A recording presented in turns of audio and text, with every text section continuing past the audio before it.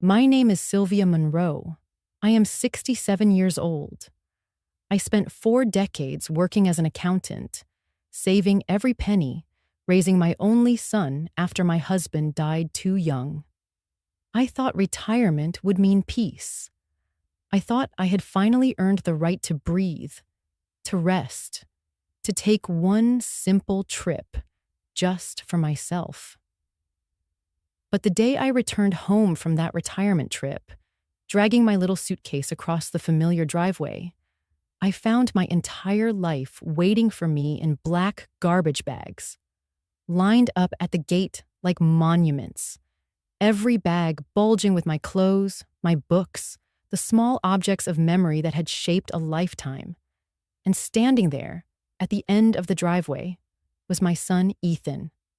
Next to him, his wife Melissa, arms folded, eyes sharp.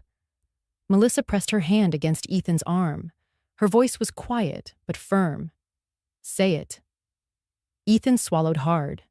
For a moment, I saw hesitation, a flicker of the boy I once carried in my arms through a thunderstorm when he was burning with fever. But then he looked down, avoiding my eyes, and said the words I will never forget. "Mom, I agree. You have to go. You are retired now. It is time for you to leave." That was it. No discussion, no warning. Just a verdict delivered at the gate. I froze. The smile I had carried since boarding the last train of my trip slipped away. My body felt cold, even though the afternoon sun was warm. I looked down, and in one of the bags, something had fallen out. A sweater. The wine-colored wool sweater I had knitted for Ethan during his first year in college. I remembered every stitch, every night at the kitchen table with my tired hands working the needles while he studied. Ethan saw it too. His eyes lingered on it for just a second. I thought, maybe, he might step forward, pick it up, say he was sorry. But he looked away. He turned his face from me. I bent down slowly, picked up the sweater, and pressed it against my chest. Then, from another bag, I saw pieces of porcelain glinting in the light. I reached inside and found what was left of my husband's old coffee cup, the sea green one he used every morning until the cancer took him from us. Cracked, broken, tossed aside like nothing. I wrapped the shards in a handkerchief and held them as if I were holding him again. Not a word came from my lips. Not a single plea. Instead, I opened the trunk of my car and began lifting each garbage bag, one by one. My body trembled, not from weakness, but from the weight of betrayal pressing down harder than any load of fabric or paper. Melissa whispered something to Ethan, smirking as if victory belonged to her. Ethan did not look at me again. When the last bag was inside, I stood there with the sweater in one hand, the wrapped coffee cup in the other. My son had just told me I was no longer welcome in the very house I had kept alive for decades. And yet, I smiled, a thin, dry smile that tasted of ash. "Fine," I said softly. That single word carried the heaviness of 30 years and the release of 30 years as well. I slid into the driver's seat, closed the door, and started the engine. No one helped. No one waved goodbye. The tires rolled across the pavement, crunching against the gravel. I did not look back at the gate. I left my house, my son, and the life I had built behind me. That is how my story begins. I found my belongings in garbage bags at the gate. My son stood there with his wife, telling me, "You are retired. Get out now." And I smiled, got in my car, and drove away. 6 months later, that same son would send me 90 desperate messages. "Where are you?" Before I continue, I want to pause and invite you to stay with me. Stories like this are not easy to tell, and they are not easy to hear. But if you have ever felt discarded, if you have ever been told you no longer belong in the place you poured your life into, then maybe my journey will mean something to you. If you want to hear how I turned garbage bags into new keys, how I found quiet strength after betrayal, please take a moment to like this video, subscribe, and turn on the notification bell. That way, you will not miss the rest of this story, and you will help bring these hidden truths to others who might need them. Because what happened at that gate was not the end. It was only the beginning. My name is Sylvia Monroe. I was 35 when the world split down the middle. Cancer took my husband in a winter that made every breath feel borrowed. I packed his desk with trembling hands and carried home one thing that felt like a lighthouse in fog. His sea-green coffee cup with a small chip on the handle where his ring always clicked. I washed it the next morning and the next. I dried it with the good towel and set it by the stove like a promise. Some women light candles. I polished glaze and memory. Work did not wait for sorrow. I kept the clinic books by day and balanced ledgers for a corner grocery by night. 2 jobs kept the lights on, the mortgage current, and Ethan's sneakers intact. I learned the smell of toner and burned coffee, the hum of lights that made midnight feel like noon. When the clinic cut hours, I added weekend tax prep and library classes to learn new software. Numbers were steady. They did not argue, and they balanced when I told the truth. Ethan was 6 then, all elbows and questions. He loved dinosaurs and hallway races. He called the hallway the track, and I became the crowd. On good nights, we spread library books on the couch, and he slept on my arm. On most nights, I folded laundry by the glow of the oven light to nudge the bill down. I kept 3 jars on the fridge: coins, repairs, and hope. The hope jar held a note that said, "Keep going." Grief was not a single storm. It was weather that changed without asking. Some days it felt like sleet. Some days it was fog that made me forget what I went to the pantry to find. I carried grief in one hand, numbers in the other, and Ethan on my hip until he grew, too long for my arms. People called me strong. I nodded, because rent does not move for tears, and children do not sleep better when a mother falls apart. Strength, for me, meant packing lunches and paying bills on time.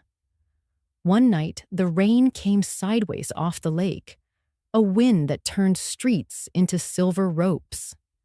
Ethan woke burning hot, skin bright and eyes wild. The clinic was closed. I stood at the window weighing taxis I could not afford against the urgent care across the boulevard that had not processed our new insurance. The only sound I could name was the rattle in my boy's breath, a little engine missing every other spark. I put on my husband's heavy coat and swung Ethan onto my back. He wrapped his arms around my neck, too proud to cry, too sick to talk.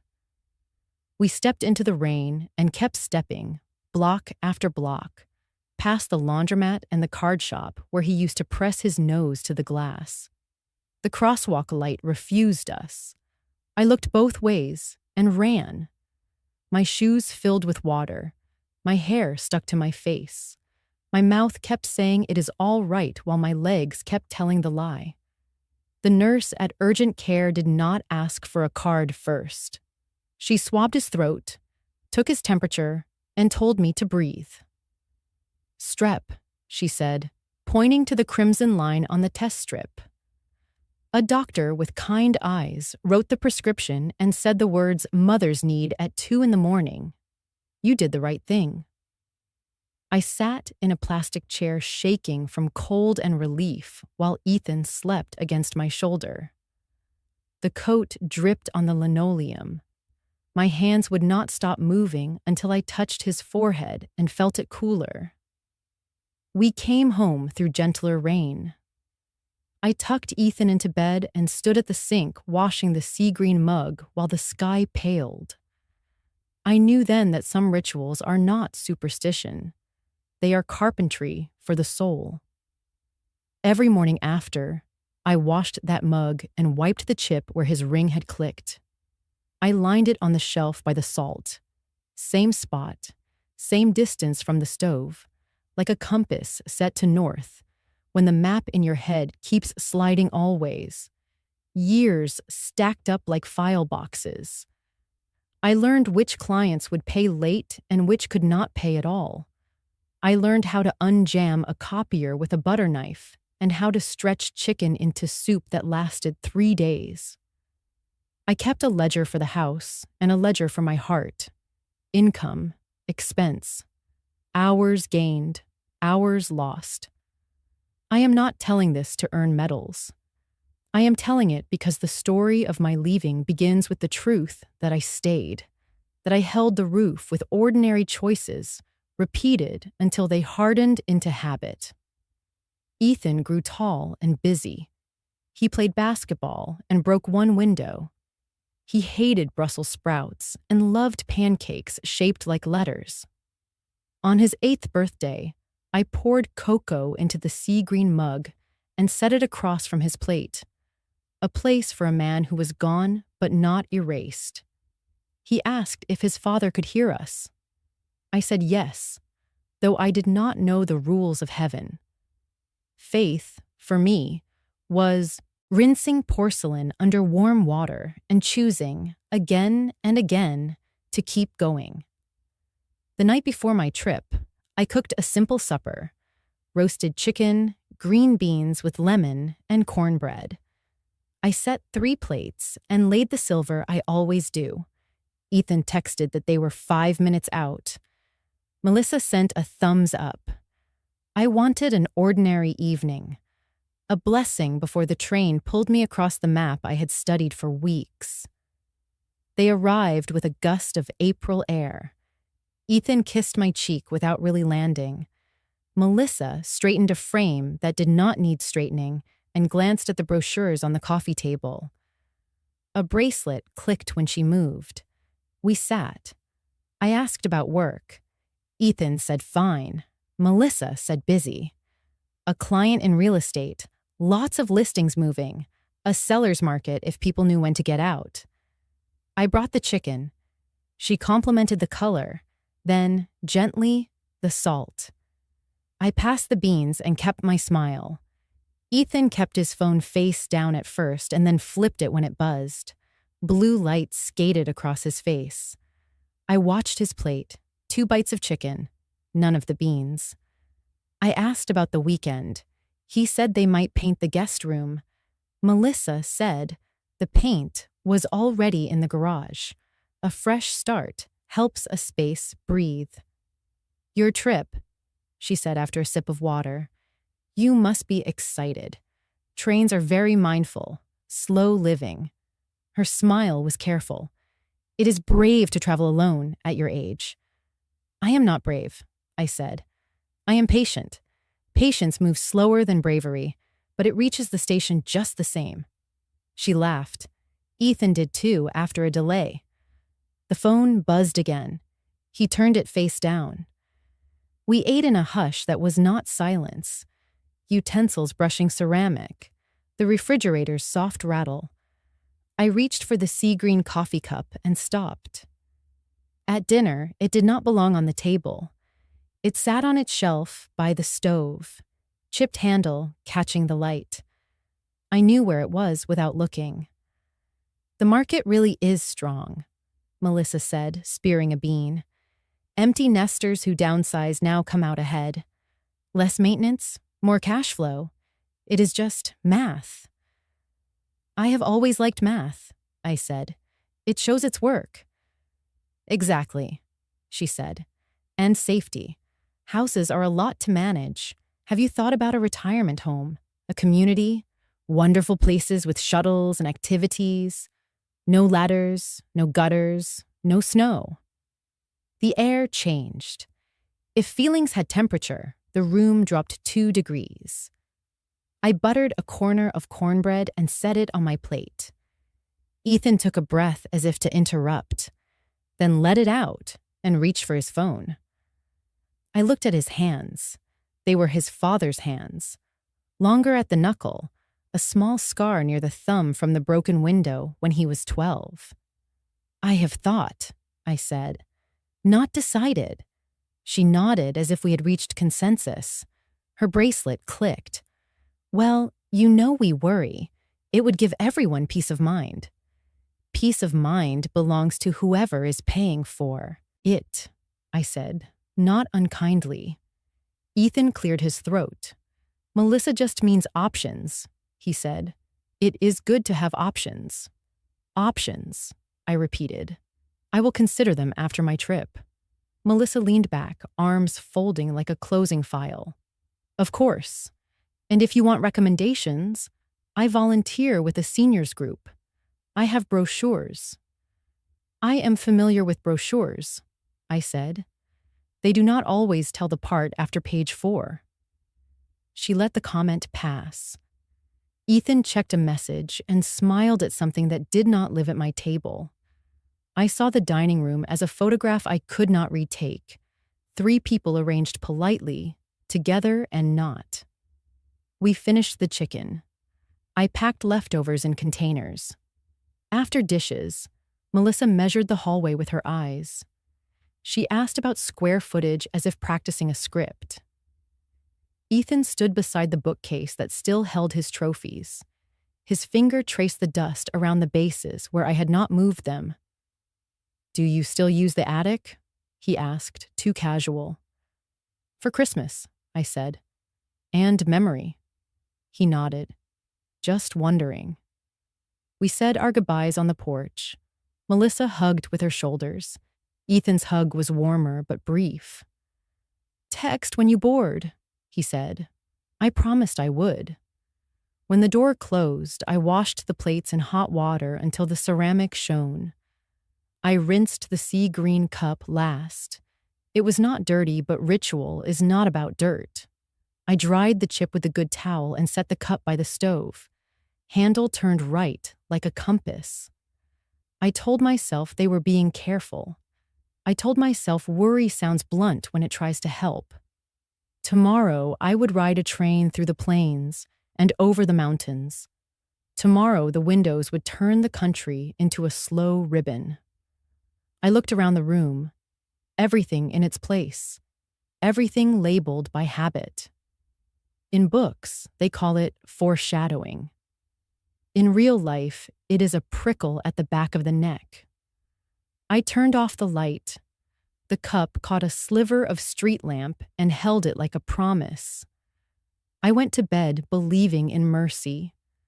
I would not learn until I returned that mercy was not what waited for me at the gate.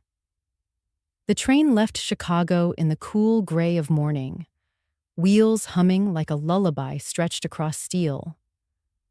I sat by the window with a paper cup of coffee and my small suitcase overhead. For the first time in years, I was not rushing to balance ledgers or answer calls. The landscape unrolled, endless fields like quilt squares, barns leaning under their own weight, cattle dots moving slow. I told myself this was my retirement gift to me, a ribbon of track across the country. In the dining car, I sat with strangers who spoke about grandchildren and gardens. A man in a ball cap asked if I was traveling to meet family. I said no, just traveling to meet myself. They laughed politely, but I meant it. When pie came, apple, warm, with a scoop of melting vanilla, I ordered a slice for myself.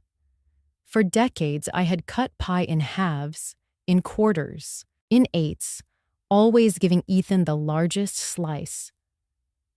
That morning, with the Mississippi sliding under the bridge, I ate a whole piece alone.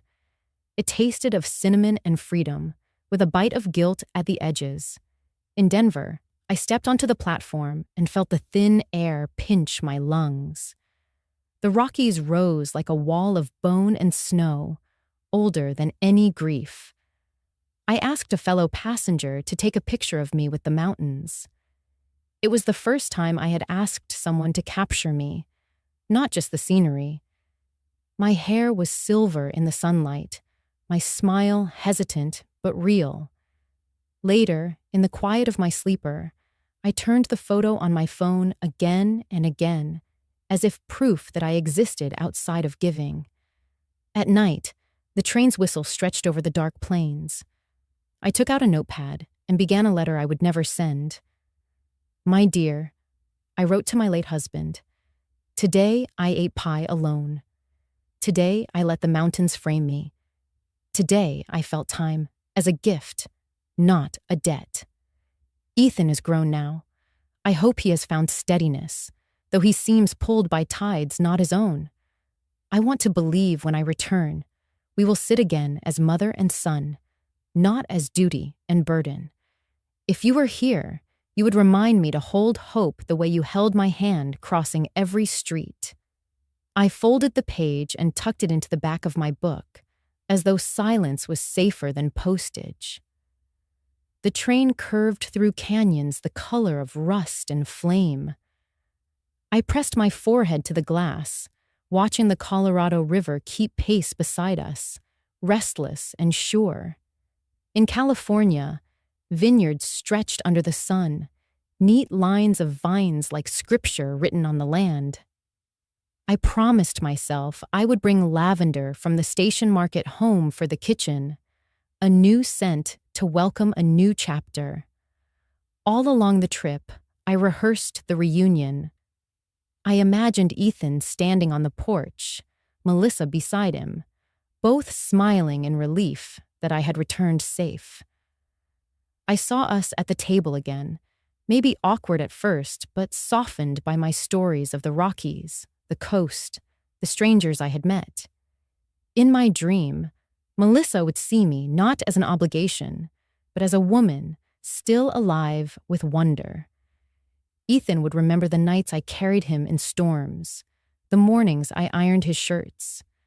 We would sit and share a pot of coffee, my sea green cup at its place, not as relic, but as vessel for tomorrow. The final stretch into San Francisco was gilded by fog lifting from the bay. The bridge appeared like a gate to another life. I walked the piers, tasted sourdough, watched sea lions tumble like clowns. I let myself laugh aloud, the sound strange to my own ears. A woman at a cafe said she liked my hair. I thanked her, and for a moment I felt both young and old, rooted and free. Days passed like gifts unwrapped slowly. Each night I wrote in the notepad, small lines of gratitude, for pie, for mountains, for fog, for strangers' kindness. I did not know that each word was a veil, softening the blow that waited. When the train turned east again, I felt anticipation bloom in my chest. Home, I thought. I carried postcards, lavender, the folded letter, and hope stitched into every pocket. I pictured Ethan meeting me at the station, his eyes bright, his arms open. Perhaps Melissa would have softened. Perhaps she would admit she worried too much. I imagined unlocking the front door and placing the lavender by the window, the sea green cup catching its scent. Instead, when the taxi pulled to my curb, I saw black bags piled high, a barricade of plastic swelling with the weight of a life. Ethan stood at the gate with Melissa beside him, her hand pressing his arm as if to steady him or push him. The reunion I dreamed dissolved in the afternoon light. I looked at the bags and saw not garbage but years, photo albums, linens, sweaters, echoes. I saw Ethan's face, pale with resolve, Melissa's with victory. I saw the sea green cup somewhere in the dark plastic waiting for my hand. And in that moment, As the driver carried my suitcase to the ground, I knew this was not a return. It was an unspoken eviction. Family became frontier. Blood became border. I understood then that the journey I had thought was ending was only beginning, and the price of dignity would be counted not in tickets, but in silence. I drove without music, the road a gray ribbon unspooling while my mind stayed at the gate.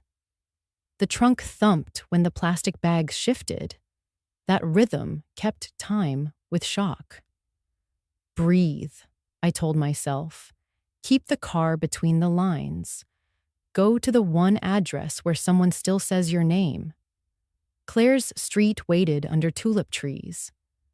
I parked before her brick bungalow and watched the porch light hold steady like a small promise.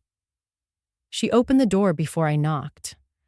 Claire's arms came around me without questions. Her hug said, what language could not? Kettle is on, she said. The living room held steady. We moved to the kitchen. She set out 2 white mugs with blue rings and rinsed them with hot water first. She knows my habits from years of closing books together. The kettle sang. Steam lifted. She poured and slid a mug toward me. Tea is a small thing, but that night it felt like a rope thrown from shore. I brought everything, I said. They packed my life into bags. My voice sounded like it had walked a long way and was catching up. Claire did not perform shock. She narrowed her eyes the way she does when a column will not add. Tonight, you sleep, she said. Tomorrow, we sort. Lists first, calls second. I began to apologize for arriving unannounced and for the mess in my trunk. She shook her head. She set a plate of butter cookies between us. Hospitality in her house is muscle memory. No preface, no fuss. I lifted the cup. The first swallow steadied my hands, and with it came the picture I did not invite. My husband's sea green coffee cup, found in shards and wrapped in a handkerchief in my purse. In one house, memory was thrown away. Here, comfort was prepared and handed to me with 2 hands. We carried bags in from the car. Claire took the lighter ones and argued for the heavier. I let her win because some victories are medicine. We stacked them along the wall of her guest room, a square space with a narrow bed and a lamp that throws a forgiving circle of light. She did not say, "Stay as long as you need." She behaved as if it were already decided. Back at the table, we made a plan. It was not a battle map, but it had steps. Sleep. Call my late husband's attorney in the morning. Photograph every bag and make an inventory.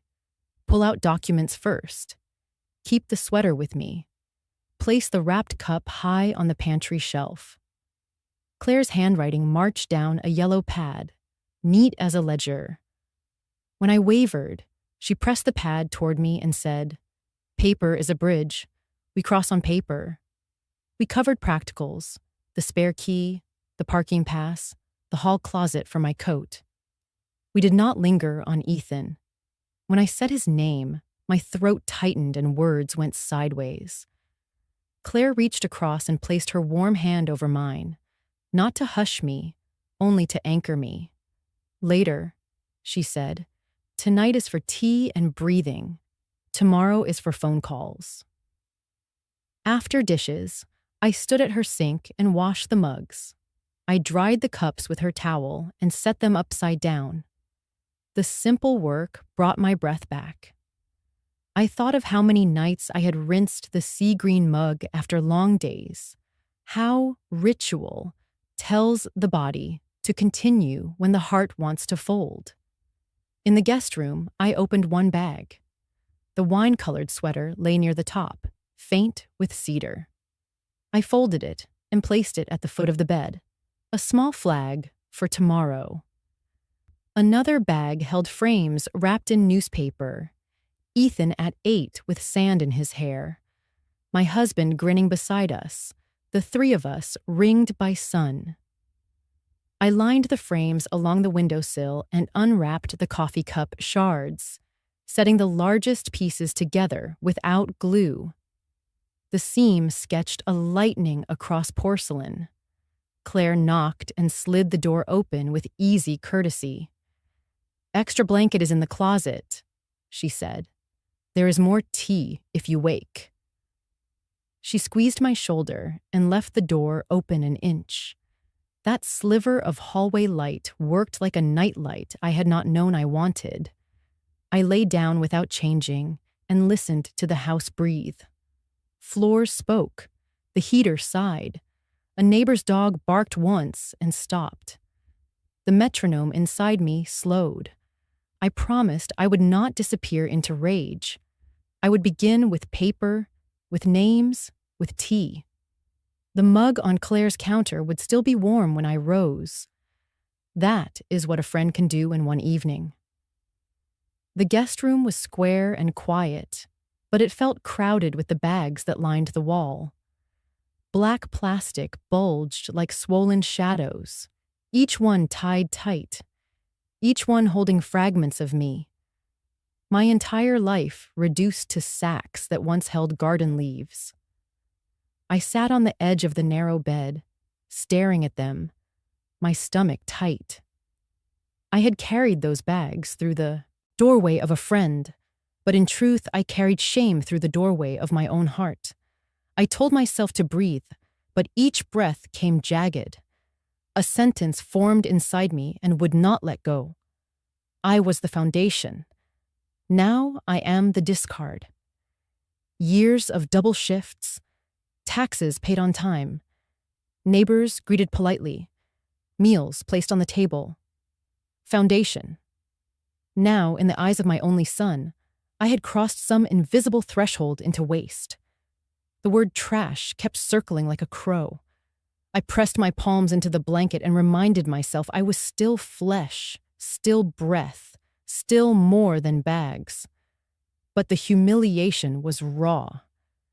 To be sent away is one wound.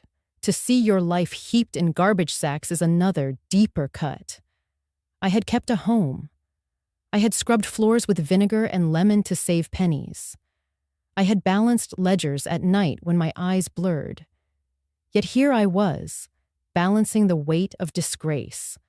The lamp on the nightstand threw a cone of light that stopped short of the ceiling. Around the room, shadows bent across the bags. They looked like silent witnesses, like jurors deciding if I deserved to stay. My hands itched to rip them open, to rescue my sweaters, my cookbooks, the quilt stitched by my mother. But I was too tired, too hollow. Instead, I sat and let the tears fall hot on my hands. I cried silently, careful not to let Claire hear. When I could not stand the pressure of the room, I rose. The floor creaked under my steps.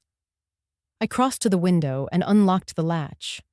Cold night air rushed in, sharp with the scent of rain on asphalt.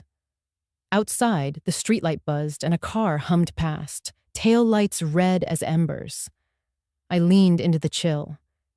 It was my threshold moment. One door had closed with the slam of betrayal. Another opened with a view of resilience. I whispered into the dark, not for anyone to hear, but because the words needed form. My son, I will not break. The sentence lifted into the night like a prayer without a steeple. I pressed my fingers to the sill, grounding myself. The city kept moving beyond my small sorrow. Porch lights flickered on down the block. Somewhere, someone's radio played faint country music. Life was indifferent, but alive, and I chose to remain part of it. I shut the window, but left the curtain open. I needed that slice of streetlight to remind me I was not sealed in plastic, not buried. I returned to the bed and pulled the sweater, wine-colored, faint with cedar, onto my lap. It smelled like closets and winters when Ethan was small. I held it as though it could anchor me.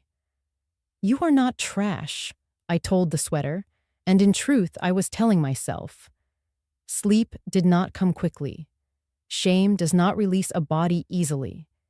Yet slowly, in the silence, my humiliation began to harden into something else. The bags against the wall no longer looked like verdicts, but like raw material. If I was once foundation, perhaps I could be again. I closed my eyes with that thought. Tomorrow would bring paper, lists, phone calls. Tonight brought one vow. I would not let their verdict define me. I drifted into restless dreams, but one sentence followed me into sleep. I said it once more, quietly, to the room, to the night, to the memory of my husband, to the God I could not name. I will not break. I woke the next morning with swollen eyes and a stiff back, but with a determination that hummed low like a motor warming in the cold. I made tea in Claire's kitchen, steadying my hands on the warm porcelain cup. I told her I needed to make an appointment, not with a doctor or a counselor, but with a lawyer. She didn't question me. She simply wrote down a name and number I already knew. Arthur Barnes, the man who had handled my husband's estate when he passed away 3 decades ago. Walking into his office was like stepping back in time. The walls smelled faintly of paper and leather, lined with photographs of Arthur shaking hands with clients, diplomas in neat frames. His hair had thinned and gone silver, but his voice was the same, measured, deliberate. "Sylvia," he said, standing with surprising warmth. "It's been too long. How are you holding up?" I sat down, clutching my bag close, and told him everything. I didn't dress it up. I told him about the garbage bags. I told him about my son's words, how he said retirement meant exile. Arthur listened with the patience of a man who had heard too many family betrayals, but never let them harden him. When I finished, he leaned back, fingertips pressed together, and said words I hadn't expected. "Sylvia, you know your husband's will still stands. It left the house to you outright. Ethan had no authority to push you out. In fact, what they did could be considered unlawful eviction." I blinked, stunned. For years, I had carried the home like a sacred space for my son. I had assumed, without checking, that by living there as family, everything was shared. But Arthur slid a file across the desk. The faded signatures were still there. My husband's hand, my name. Legal ownership that had never shifted. It was like hearing a buried song I thought I'd lost. I wasn't a guest in that house. I had been the rightful owner all along. Ethan's voice saying, "You have to go," replayed in my mind, but now it sounded hollow, stripped of authority. Arthur tapped the papers gently. "The law is clear. You still hold title. But if you want protection going forward, we should consider creating a trust. That way, your assets, retirement savings, pension, even this house, will be shielded. No one, not even your son, can use them or sign them away without your consent." I felt my spine straighten. This was what dignity looked like. Not loud arguments in the driveway, but ink on paper, signatures no one could erase. I told him yes. I wanted a trust. I wanted clarity written in language no one could twist. He drafted quickly, walking me through each clause with patient precision. A revocable living trust. I would be trustee, with the power to appoint a successor I trusted when the time came. My pension and savings would be retitled in the trust's name. The house, though bruised with betrayal, would be secured as well. And the beneficiaries. I paused long on that line. Ethan's name I did not write. For the first time in my life, I allowed myself to exclude him. Instead, I thought of my niece Emily, who had written me letters every Christmas. I wrote her name with steady hand. As the pen left the page, something shifted inside me. A reversal. I had arrived feeling like refuse, the woman with her life in garbage bags. I left carrying documents that affirmed my place, my agency. The reversal wasn't in shouting or confrontation. It was in silence, in the thick weight of legal paper in my hands. Arthur shook my hand firmly. You have more strength than you realize, Sylvia. This isn't revenge. It's protection. It's reclaiming what's yours. I walked out into the afternoon light, clutching the folder to my chest. The city looked different, less hostile, more navigable. I had lost a son's loyalty, but I had regained my own ground. This was the first brick in building something new. In the quiet of Claire's kitchen later, I spread the documents on the table. She poured tea into the same cup as the night before, steam rising. I touched the handle, remembering the broken coffee mug from my husband. That symbol of memory, now paired with this symbol of law, past and present in conversation. I didn't need to tell Claire everything. She read it in my eyes. For the first time since the bags had been dumped at my feet, I felt the scales tilt back toward balance. My power had returned, not in noise, but in ink. And that night, when I lay down among the bags that held my past, I no longer saw them as trash. They were proof I had survived enough to need protecting.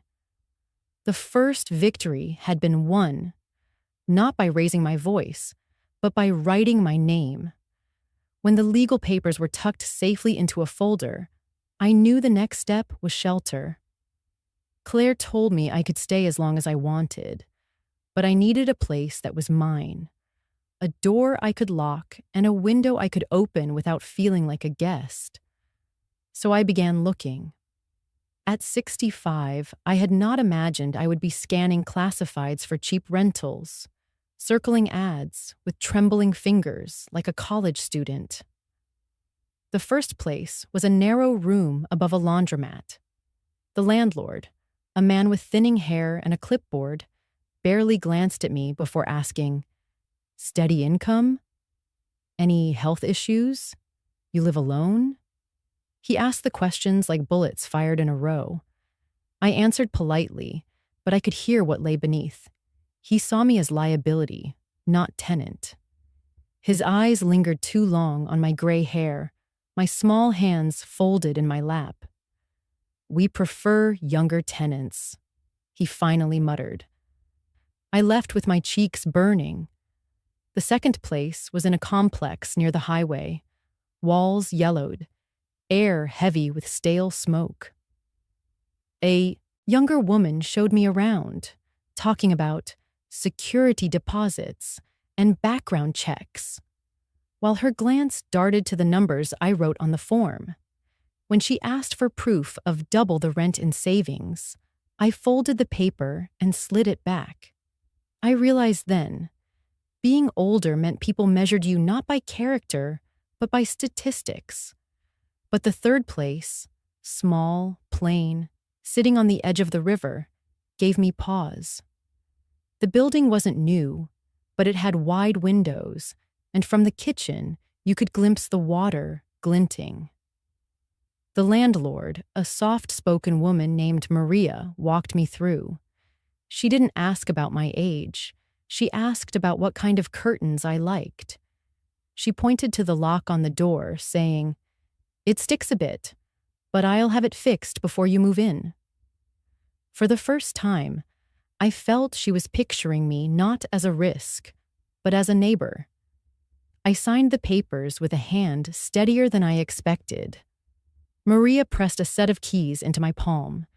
Thin, ordinary metal, cool against my skin.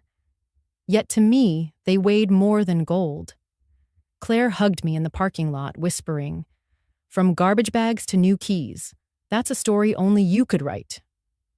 The move itself became a montage of kindness. Claire arrived with her hatchback filled with folded chairs and pots.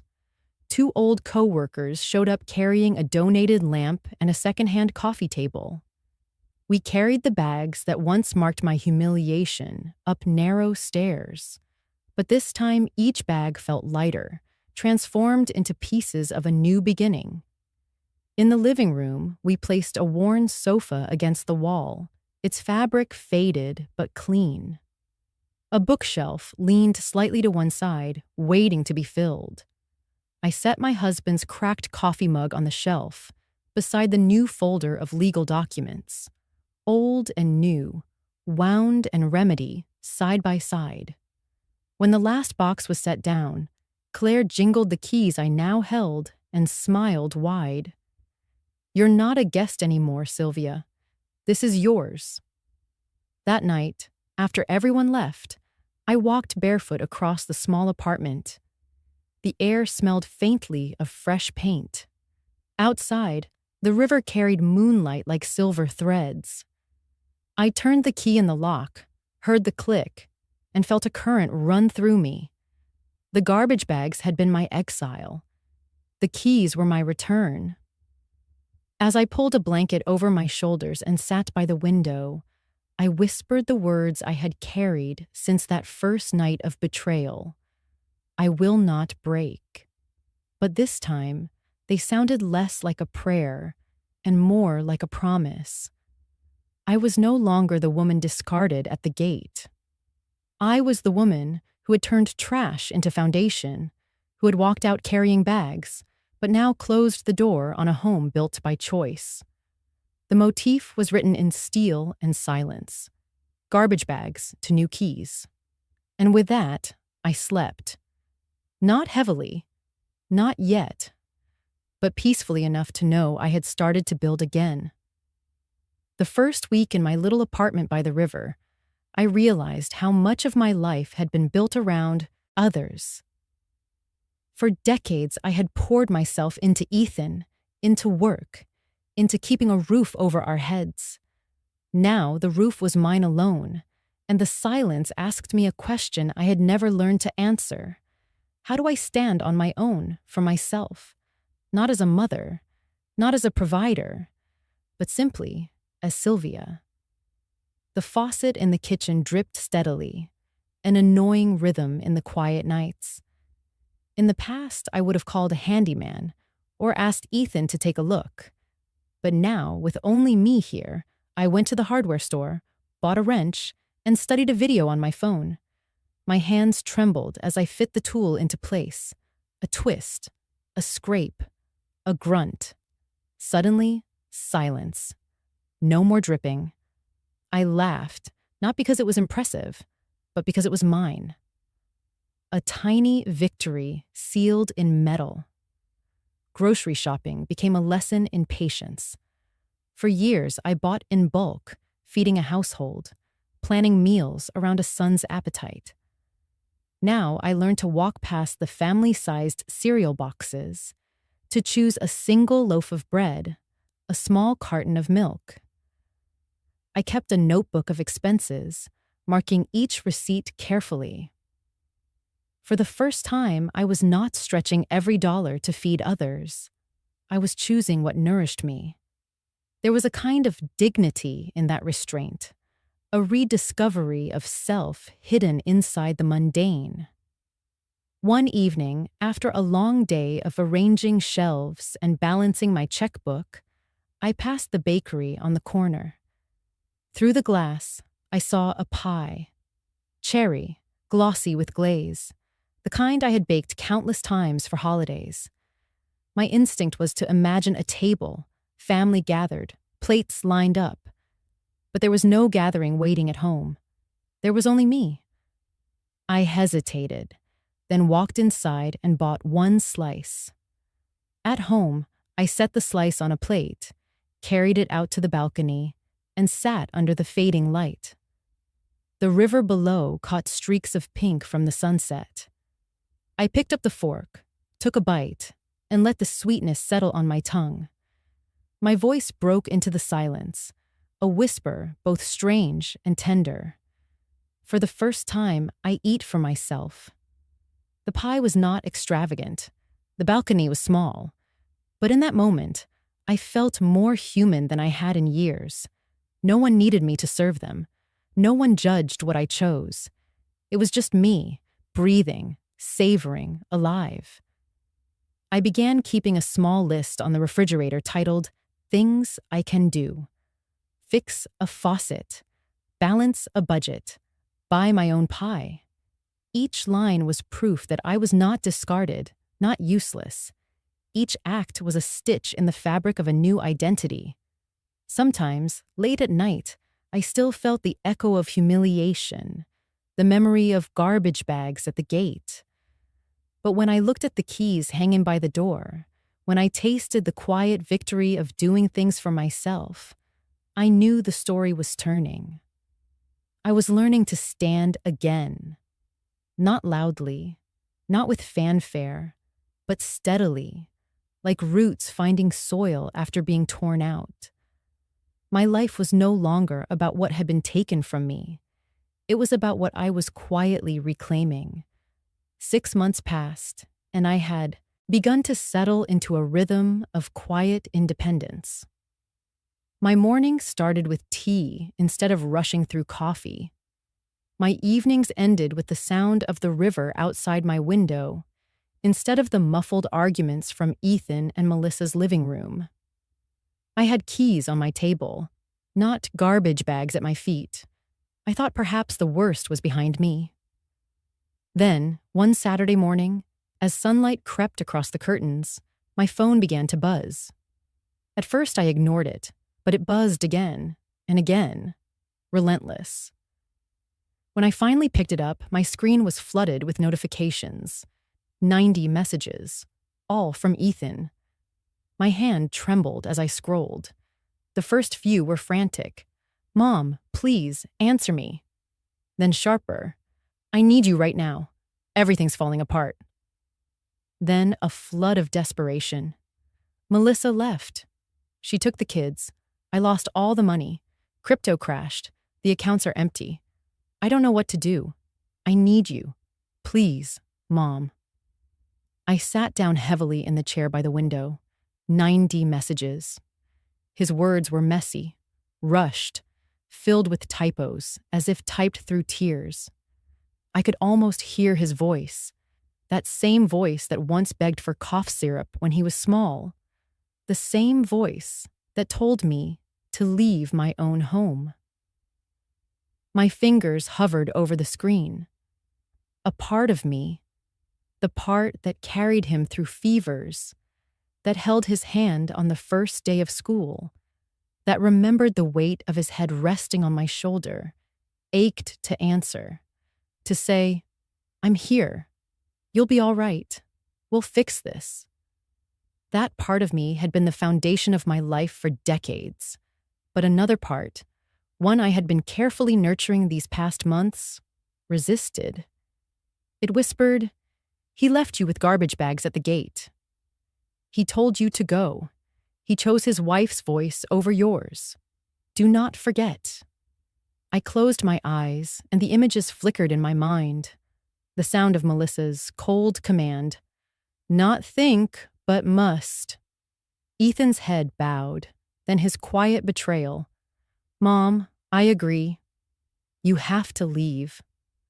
The crack of my husband's coffee cup breaking against the pavement as it fell out of the trash bag. My hand trembling as I picked up the sweater I had knitted for him, years ago, treated like waste. Now he was the one discarded. Melissa gone. His investments, illusions of wealth, evaporated. He was reaching for me the way a drowning man reaches for air. My heart ached. My pulse quickened. I placed the phone down, face down, on the table. I rose, walked to the balcony, and let the cool wind steady me. The river below moved at its own pace, not rushing, not hesitating. I whispered into the air, more to myself than to anyone. What is the cost of forgiveness? What is the price of forgetting? The screen still glowed behind me. More messages kept coming, each more desperate. Please, Mom, I'll do anything. I need you. I'm sorry. I'm so sorry. His words blurred in my vision as tears gathered.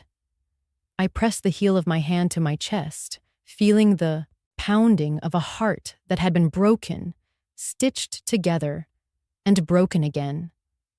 For a long time, I simply stood there, torn between two lives. The mother who always rushed in to rescue, and the woman who had finally learned to protect herself. Which role would I choose now? I turned back toward the table. The phone lay silent for a moment, then buzzed again, as if to demand my decision. I picked it up, unlocked it, and stared at the messages. My thumb hovered over the keyboard. Just one word could undo months of rebuilding. Just one reply could pull me back into the storm. But I did not answer. Not yet. Instead, I locked the phone, set it aside, and wrapped my hands around a warm cup of tea. The porcelain did not tremble like my fingers. I lifted it, took a slow sip, and breathed. The taste was grounding, solid. Mine. 90 messages waited. They would wait longer. My heart whispered, "This time, you get to choose." And for the first time in a long time, I let the silence be my answer. I walked into the cafe on Main Street with a calm steadiness, the same way I had taught myself to walk into each new chapter of my life these past months. The bell above the door jingled softly, and I inhaled the scent of roasted beans and buttered pastries. For a moment, I almost forgot why I was there. Then my eyes found Ethan. He sat by the window, shoulders slumped, his frame thinner than I remembered. His hair, once carefully styled, stuck out at odd angles. His shirt looked wrinkled, as if pulled from a pile instead of a drawer. He wasn't scrolling his phone this time. He was staring into a paper cup, both hands wrapped around it, as if he needed the heat to keep himself upright. I slid into the chair across from him. Neither of us spoke at first. I could see the weight of shame pressing down on him, the same way I had once carried the weight of bills, mortgages, and his childhood illnesses without complaint. Finally, his voice broke the silence. It was low, ragged. "Mom, I messed up, badly." I kept my gaze steady, waiting. He swallowed, eyes flicking to mine before darting away. I had to sell the house fast. I couldn't keep up with the payments. Melissa, she left, took the kids and moved back with her parents. The money I thought I had, it's all gone. Crypto, the stock tips I followed, it all collapsed. I'm broke, Mom. I've got nothing left. He pressed his palms together, as though in prayer, and whispered, "I want to come back. I want to live with you." The words hung between us. I felt them in my chest, sharp and heavy, like stones sinking into water. My son, the boy I once carried through rain to a clinic, was now begging for a place to stay. I let the silence stretch. He shifted in his seat, fidgeted with the rim of his cup. My silence was not cruelty. It was the only way I could breathe. At last, I spoke. My voice was calm, measured, but it carried the weight of everything I had endured. 6 months ago, Ethan, you stood at the gate with Melissa and told me I had to leave. My life was placed beside garbage bags, as though I were disposable. His eyes dropped to the table. I saw his throat tighten, but I did not stop. Today, I will not do the same to you. I will not treat you as you treated me, but hear me clearly. I will also not allow history to repeat itself." He looked up, desperate, tears pricking his eyes. "Mom, please. I just need time, just until I get back on my feet." I reached into my bag and pulled out a plain envelope. I slid it across the table, my fingers brushing the worn wood as I let it go.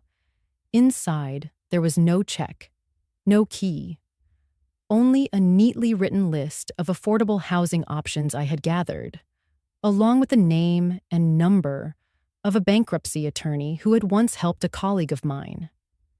Ethan picked it up, confusion flickering across his face. He opened it, scanned the contents, and then looked at me with disbelief. "That's it? You won't help me?" "I am helping you," I said gently.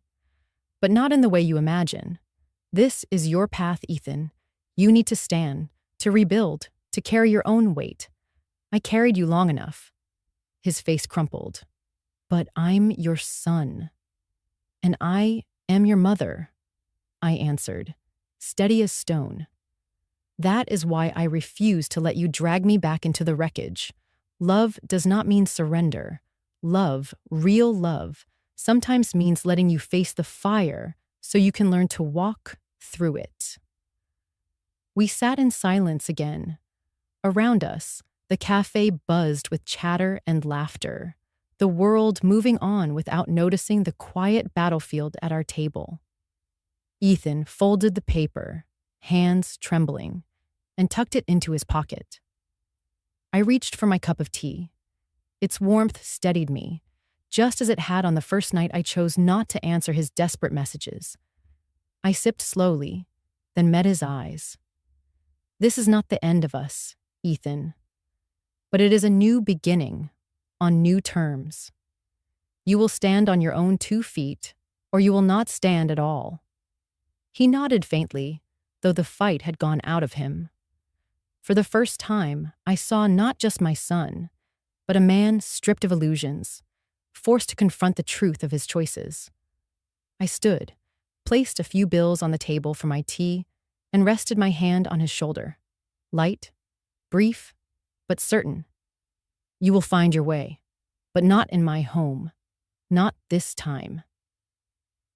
Then I walked out into the crisp air, my steps firm, the sound of the bell above the door marking the moment I left the old patterns behind for good. That day, for the first time in years, I felt the balance between us shift.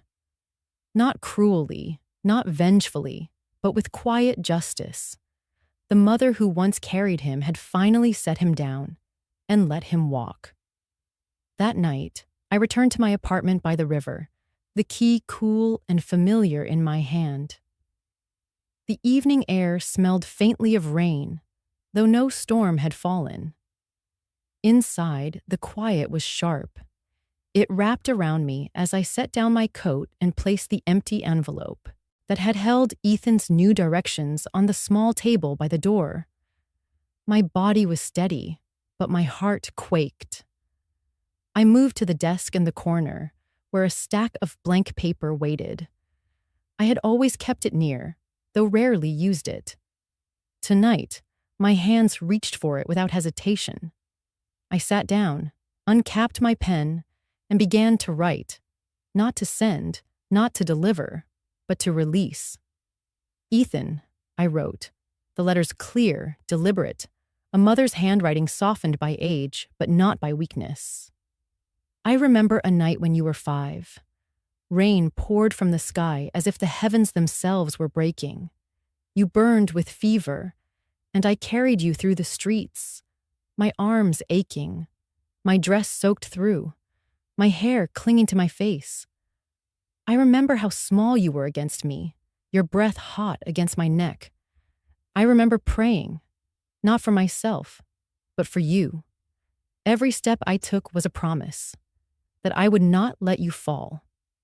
The pen trembled slightly as I paused. My eyes drifted to the small shelf where the green coffee cup sat, its handle cracked but carefully glued back into place.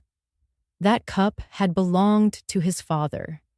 Each morning, I had washed it, dried it, and set it out, even after his father passed.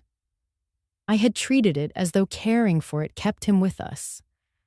I bent closer to the paper and kept writing. Your father's coffee cup has been my companion longer than you realize. It survived every move, every loss. Every morning I woke before dawn to work 2 jobs so you could grow. I held on to it as if it were him, as if through it I could pour myself the strength I no longer had. And I kept it for you too, because I wanted you to remember that love is something poured out daily, not just spoken. My voice caught as the words filled the page. The sound in my head was like a whisper. If someone were listening, it would have been a voiceover, a mother's confession echoing through the dark. I continued. 6 months ago, you placed my life on the curb in garbage bags. I watched as the cup I had cherished lay broken among old clothes and memories. You did not see me bend to pick it up, but I did. I carried it with me, wrapped it in cloth, and later glued it back together.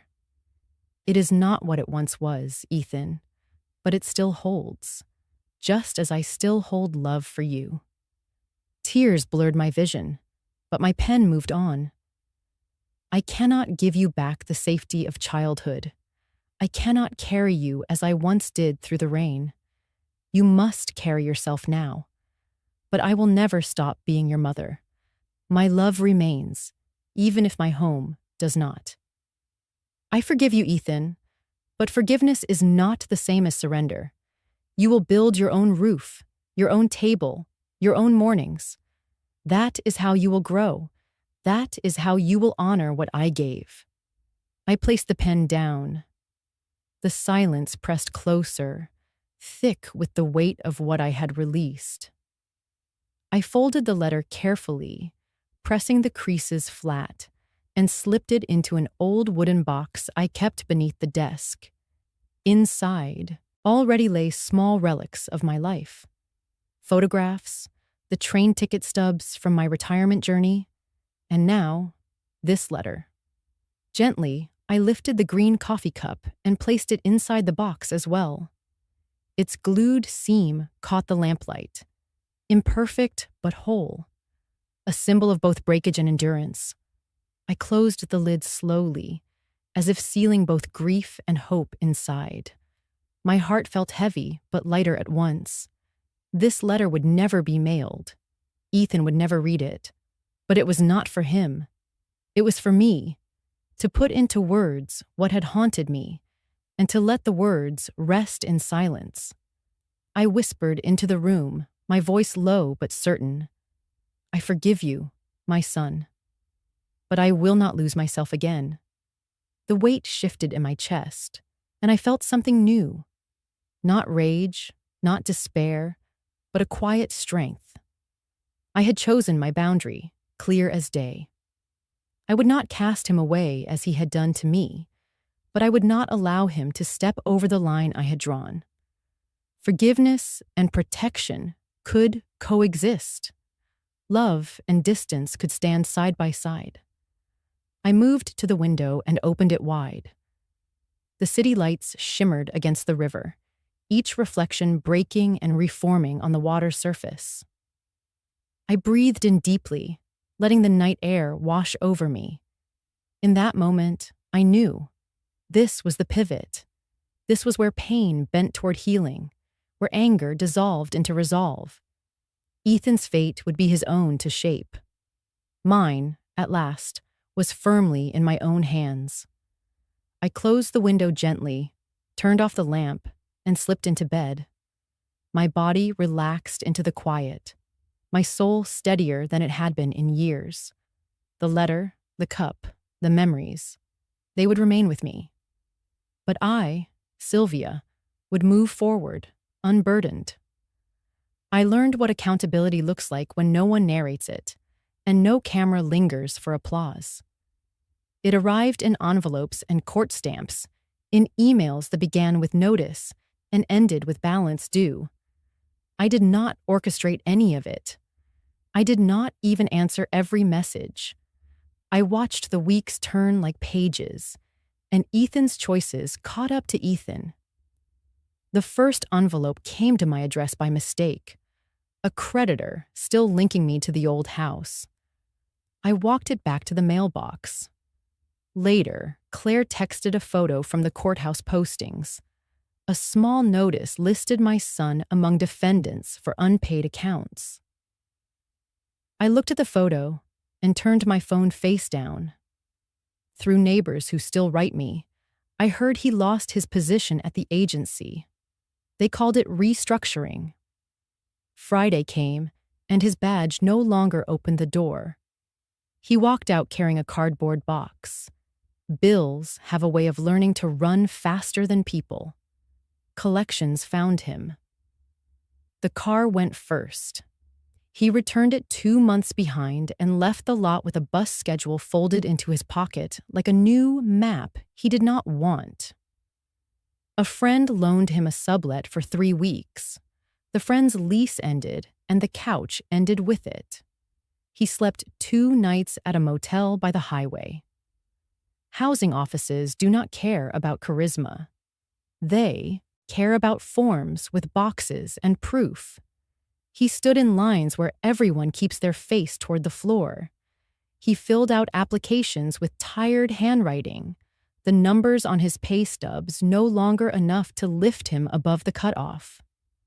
A clerk slid a brochure beneath glass and said low-income units might open in the fall. One afternoon, I walked the river path and saw him across the street, shoulders rounded under a jacket too thin for wind. He did not see me. He was reading a notice taped to a door. I stopped behind a tree and let him have his privacy, the only gift I could manage. Melissa sent a message once to a group thread still barely alive, asking about rooms to rent near her parents. Later, I heard she moved farther out with the children, closer to a job with regular hours and health insurance. Ethan finally found a room near the rail yard, 3 floors up, window that faced a brick wall. The rent was low because the stairs were steep and the heat clanked like an old parade. He texted me the address with no flourish. I saved it. I did not visit. Love does not always knock right away. He picked up shifts stocking shelves at a warehouse store, then weekend work with a moving crew. The first time he lifted a dresser wrong, he wrenched his back and spent a night on the floor with a towel rolled under his knees. The next morning, he filled orders and learned to bend with his legs. He learned bus routes by heart and which laundromats take quarters. Creditors still called. He learned to answer and negotiate, to ask for plans that did not drown him. A bankruptcy attorney, the same name I had tucked into the cafe envelope, filed his case in early spring. The paperwork was bland and merciless. It required classes with sober titles about money and behavior. At the creditors' meeting, he sat under fluorescent lights while a trustee asked simple questions that landed like stones. He answered yes, then no, then I do not know, and signed papers that felt heavier than any dresser he had carried all summer. I did not fix any of it. I did not send rent money in a late-night rush of mercy. I stood at my window and watched the river keep its pace. Accountability is not a crowd scene. It is a man waking at 5 to catch the first bus. It is a signature under oath. It is the quiet decision to stop promising and start paying. One evening, near the end of summer, I walked past his building on my way to the market. I did not plan it. On the stoop sat Ethan with a small bag of groceries between his shoes. Bread, eggs, a jar of peanut butter, and an apple. He held the apple like a reminder that something can still be sweet. I kept walking. At the corner, I paused and turned just enough to see him break the apple clean with his hands and offer the larger half to a boy from the second floor. The boy grinned and sat beside him. Ethan showed the boy how to juggle two pieces and catch one. It was not redemption. It was a note held on a steadier pitch. That night, I wrote one sentence in my notebook of things I can do. I can let consequences teach. It was not triumph. It was not cruelty. It was the simplest trust I could practice. He had reached for air and found ground. My part was to remain the shore he might recognize from a distance, steady, undecorated, still there. Accountability is not revenge. It is daylight returning at the same time each morning, whether we are ready or not. I set my alarm, brewed tea in my own kitchen, and wished my son another ordinary day to try again. I had thought my apartment would always feel temporary, a holding place between who I used to be and who I had yet to become. But one autumn evening, when the air carried the smell of wood smoke and the river shimmered with orange reflections, I opened my door and realized I had begun to shape a new kind of family. Not the one bound by blood, but the one stitched together by choice, by kindness, by survival. Claire arrived first, balancing a casserole dish under one arm and a bottle of sparkling cider under the other. She kissed my cheek, her perfume soft, familiar, grounding. Behind her came Ruth, a widow from my building who had lost her husband 3 winters ago. She carried a tray of cookies she had baked with her granddaughter that afternoon. Then Marion, who had once shared my bus stop on the way to work years ago, now walking slowly with a cane, but smiling wide, as though she had been waiting her whole life for an invitation like this. I set the table with mismatched plates gathered from thrift shops and donations. Nothing matched, but somehow everything belonged. Candles flickered low, catching the glassware with gentle sparks. The casserole steamed, bread warmed in the oven, and butter softened on the counter. We pulled chairs from every corner of my little apartment and squeezed them around the table. When we finally sat, there was a silence, not awkward, but sacred.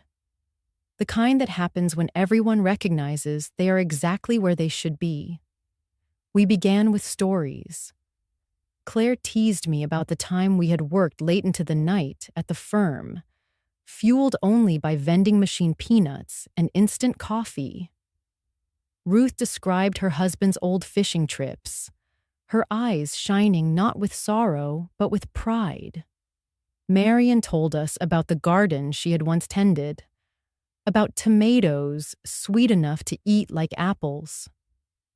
Each story was a gift, handed across the table like bread. Somewhere between the main course and dessert, I noticed my young neighbor Lena hovering near the door. She is barely 20, a student who works nights at the diner down the street. She had stopped by to borrow some sugar a week earlier, and I had invited her to join us if she was ever free. Now, she stood uncertain, her hands tucked into her sweatshirt pocket. I waved her in. "There's always room for one more," I said. She blushed, slipped off her shoes, and found a seat at the corner of the table. As the others welcomed her, she kept glancing at me, studying my face as though searching for something. Finally, when the room had relaxed again, she leaned close and whispered, "You remind me of my mother." Her words landed like a hand pressed gently on my heart. For years, I had carried the belief that my worth was measured by one son's approval. Yet here was this young woman, not bound to me by blood, seeing me as a figure of care, of steadiness. I touched her hand and said softly, "Then maybe tonight you found a second one." She smiled, eyes glistening. We passed plates of cookies. We refilled glasses. We laughed at Claire's old office jokes that still somehow held their charm. Ruth sang a hymn under her breath while washing dishes, and Marion showed Lena how to fold napkins into neat triangles. My small apartment, once filled with the scent of cardboard boxes and loneliness, now overflowed with cinnamon, butter, candlelight, and voices. When the last plate was stacked and the final cup was rinsed, we lingered in the living room. Claire stretched her legs on the ottoman. Ruth pulled a shawl over her shoulders. Marion tapped her cane softly against the floor, as though marking rhythm to a tune only she could hear. Lena curled against the armchair, her head tilted toward me with trust. I looked around and felt something shift deep inside. Blood family had cast me aside. Yet here, in this circle of chosen family, I was not disposable. I was seen, valued, cherished, not as a burden, not as a leftover, not as a line item in someone else's plans. I was a person who still had stories to tell, pies to bake, hands to hold. Before we parted, I handed each of them a small keepsake from my boxes. Ruth received a scarf I had knitted years ago. Marion took a small teacup with a crack carefully mended in gold glue. Claire accepted an old office pen, joking she would now have no excuse to forget to write. And Lena, with her trembling fingers, accepted a small ceramic heart I had found at a yard sale. She tucked it into her pocket like it was the most precious thing she owned. When the door closed behind the last guest, I sat alone in the quiet hum of my apartment. Yet I did not feel alone. Their voices still echoed, warm as the glow of the last candle. The air held the scent of baked bread and shared hope. I realized then that family is not only inherited, it is cultivated. It is not about who leaves you with garbage bags at the gate. It is about who shows up with casseroles, cookies, and stories, who sits in mismatched chairs around a crowded table, and who whispers that you remind them of someone they love. That night, as I washed the final glass and placed it upside down on the rack, I whispered into the room, "I am home," and for the first time in years, I meant it. Morning returned like a familiar hymn. The kettle rattled, the river moved in a patient ribbon, and I set a cup on the counter with the steadiness of a practiced hand. I lifted my husband's sea-green coffee cup from its shelf. The glued seam along the handle caught a thin line of light. Beside it, on a small dish by the door, my new keys waited. Brass teeth, ordinary, miraculous. I brewed tea, carried the tray to the table, and placed the cup next to the keys. The still life felt like a verdict and a blessing. I touched porcelain and metal and whispered, "It may crack, but it will not break. It may be lost, but it will not disappear." I was speaking to the cup. I was speaking to myself. The apartment had learned me. Plants turned toward the window each morning. A corkboard near the desk held lists with blue check marks. The bookshelf carried ledgers beside a few stubborn novels. Garbage bags had once announced my exile. Keys now announced my claim. The image, cup and keys, was a circle closing and a door opening. Claire knocked and slid inside with a paper bag. "Bagels," she said, cheeks flushed from the walk. We broke warm bread and ate with quiet appetite. She looked at the table, saw the pairing, and nodded. "Full circle," she murmured, "and one turn more." Blessing can be that small. After she left, I opened my notebook and wrote the title that had been pulling at me for weeks. from garbage bags to new keys. People at the community center kept asking how to open accounts, how to guard pensions, how to live alone without apology. I do not enjoy microphones, but I honor questions. I built a simple blog and began. The first entry told the story straight, without garnish. The second explained a revocable trust in plain language: what it is, who holds it, why it shields. The third offered a grocery list for one and a pot of soup that lasts through Tuesday. I added a page titled Rituals. I wrote that rinsing a favorite cup can be a way to remind your hands they still belong to you. I pressed publish and let the river keep moving. An hour later, a comment appeared. Thank you. I see myself here. Then another. My daughter sent me this. I thought I was alone. Another. You turned pain into a map. I printed that line and pinned it under the words, keep going. Mondays, I joined a seniors yoga class at the rec center. Our mats squeaked. Our instructor reminded us to unclench our jaws. In warrior pose, I felt foolish and sturdy. In savasana, I wept for 3 minutes and stood up lighter. A woman named B squeezed my hand and said, "It gets quieter. Not easier, quieter." We walked home 2 blocks together, 2 women finding a workable pace. Wednesdays, I wrote. The blog gathered readers with names I would never learn in person. A grandmother in Phoenix, a nurse in Buffalo, a son who wished he had known how to help his mother. I answered some comments with specifics and others with one sentence. You are not disposable. On Thursdays, the community center hosted a free clinic on basic legal tools. Arthur, my late husband's attorney, agreed to teach once a month. I poured tea and translated the vocabulary of power into kitchen English. I began carrying index cards in my purse with 3 lines, a hotline, a legal aid site, and the sentence I had spoken over the cup. It may crack, but it will not break. I handed them out quietly, seeds in unassuming envelopes. Life stayed ordinary and runnable. I cooked beans on Sundays and froze portions. I patched the elbow of my sweater. I changed the smoke detector batteries before they could complain at 2 in the morning. There was progress I could measure.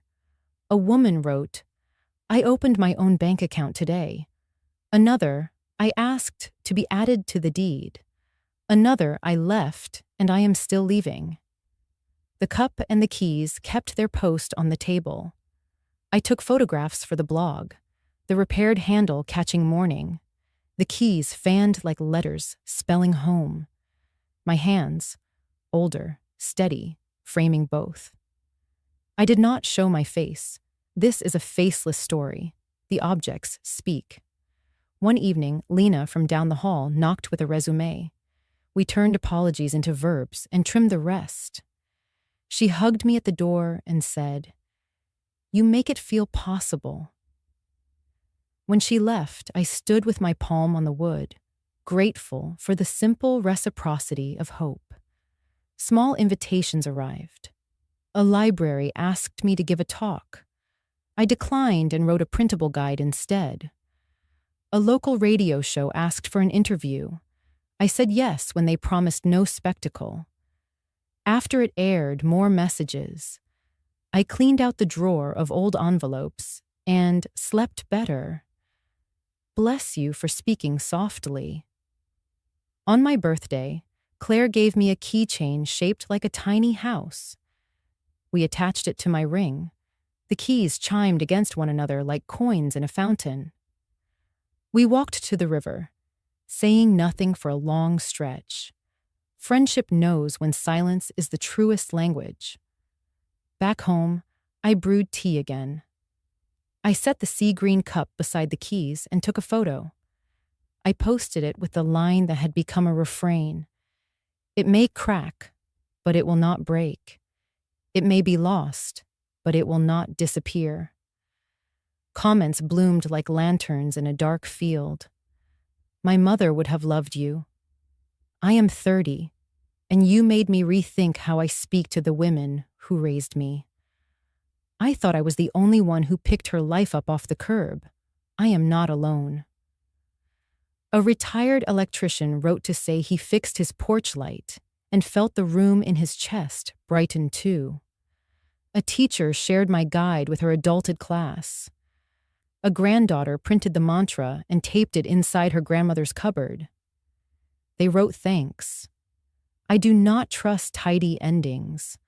I trust faithful continuations. The circle is not perfect.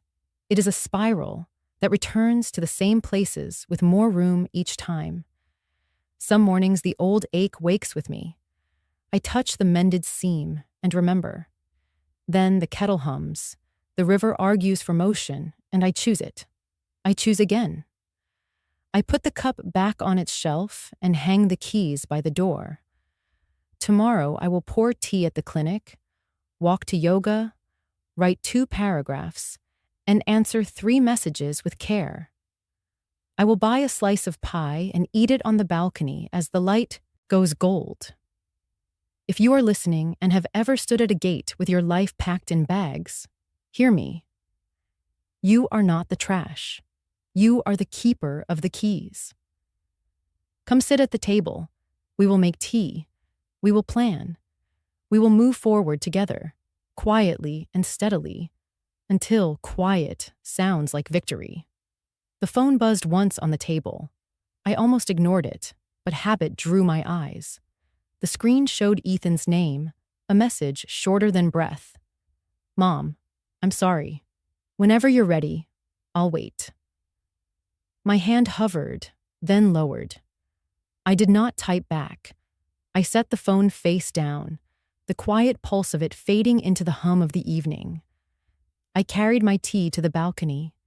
The river lay below, a long necklace of light, each ripple catching sunset and returning it brighter. Cars whispered across the bridge. Laughter floated from the park where children stretched the last of daylight. I wrapped the blanket around my shoulders and leaned into the chair. The world was steady, without answers. Inside, the table bore its familiar still life, the mended cup and the new keys. I looked at them through the open door.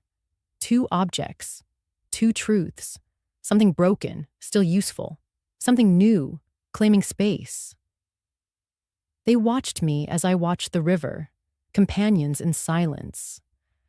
I thought of the years when Ethan's laugh filled these kinds of evenings, when his hands reached for mine without shame.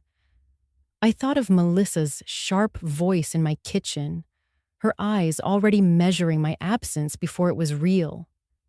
Then I thought of Claire, of Bea from yoga, of Lena's resume, of the neighbors who passed bread across my small table. The ledger was not simple. It was weighted with loss and balanced with unexpected gifts. I did not know what would happen with Ethan. Maybe he would build from the ruins. Maybe he would wander longer in them. My choice was not to decide his outcome, but to protect mine. Boundaries, once foreign, had become fluent. The message on my phone did not undo the seam in the cup or pry the keys from my hand. It simply existed, like a note left under a mat, waiting. I could open it someday, or never. Both were survival. Both were love, in their own measured way. I whispered into the dusk, not certain if it was prayer or reminder. Some doors close, so we can walk through others. The balcony air carried it back to me, cool and sure. I don't know what tomorrow holds, I said, but I know this. I will never again be set beside garbage bags. The words landed in my chest with the weight of a vow and the lift of release. Healing is not loud. It is steady, like a river, like a breath. I lifted the keys from the dish and held them in my palm. They were warm from the sun's last rays. Brass teeth glowed like small torches. I curled my fingers around them, felt the weight. the promise. The camera of memory drew close, framed tight on the ring of keys against my skin. Fade, not into darkness, but into light, the kind you carry forward. Before I let go, I thought of you, whoever sits in another room, watching this unfold. Maybe it is morning where you are, the day beginning with steam rising from a cup of coffee. Maybe it is late night, and stories like this keep you company when silence grows too sharp. Wherever you are, know that I read the comments, each one a thread tying us across distance. Your words are not wasted. They reach, they steady, they heal. If my story pressed against your own, if it stirred something tender or strong, I ask you to stay. Subscribe, not just to hear another tale, but to belong to a circle that still believes in kindness, in healing, in second chances. We are scattered across cities and rivers, across mornings and nights. But here we gather, not to forget our wounds, but to honor the way we mend them. Thank you for giving me this time. Thank you for sitting with me by the river, for holding the cup and the keys in your imagination. Carry them into your own days. Remember that sometimes the miracle does not knock loudly. It waits, patient, until you are ready to turn the lock, open the door, and let your heart breathe again. Take care wherever you are. Until the next story, keep your keys close, your cup steady, and your courage quiet but unbroken. I will see you there.